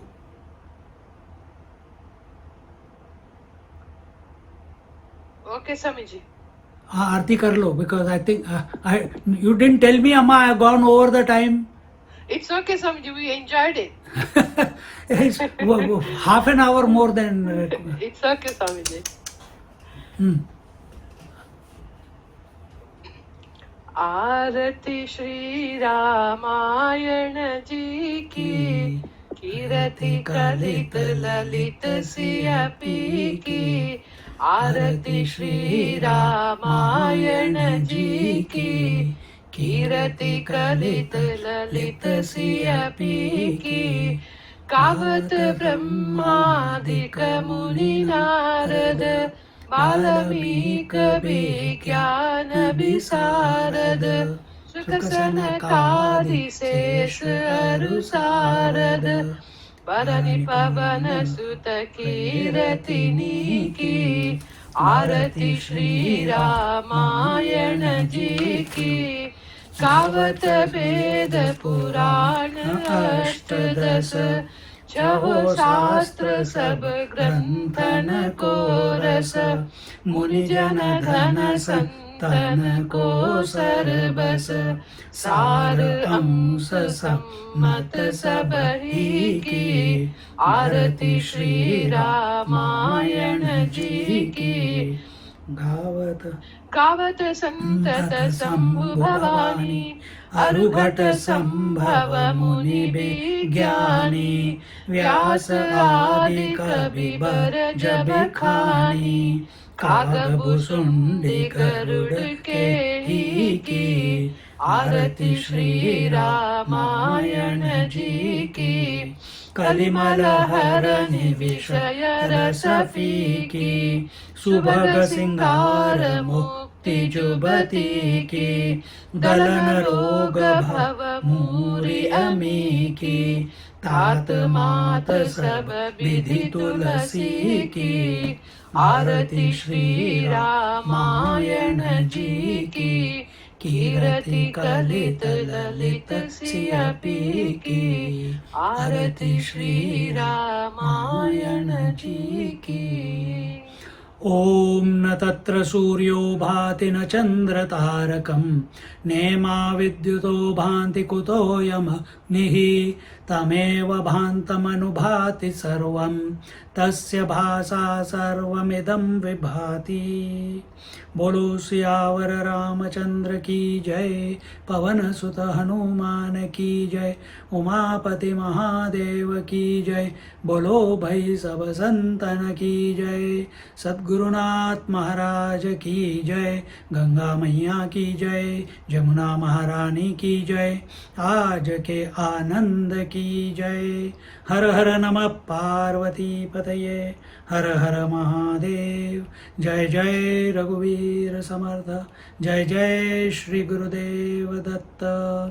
बोलो अध्यात्म रामायण की जय जय जय।